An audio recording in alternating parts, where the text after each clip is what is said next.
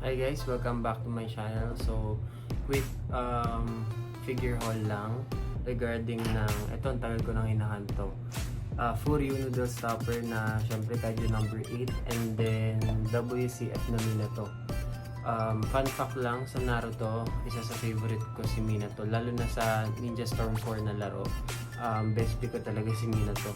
So, this one is gift sa akin ng girlfriend ko. Shoutout sa Lana. Ito yung noodle stopper na kaiju number 8. Ito yung box niya. So, noodle stopper siya, meaning ano siya, tinalagay siya sa noodles pag nabuksan na. Pang cover siya para yun habang iniinit yung instant noodles, diba? So, ito yung box niya. Ito yung front. Ayan, kaiju number 8 logo. Ito yung side. And then, ito yung kabilang side. Ito yung top lang, normal.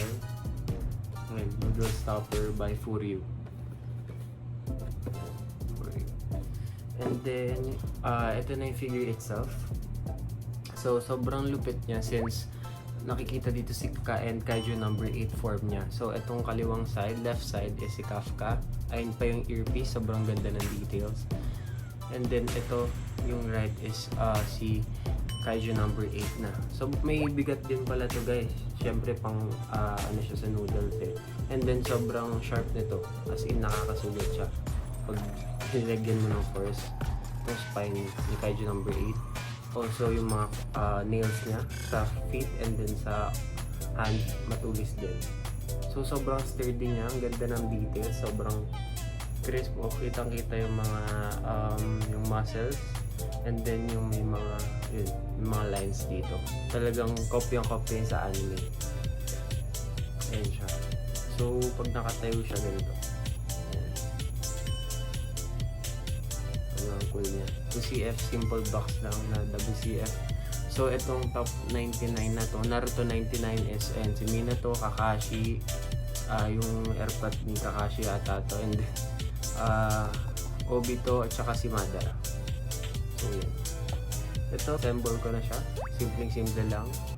Naka-Rasengan si Minato using his left hand, and then, syempre, yung kunai niya with his flying Raijin level 2.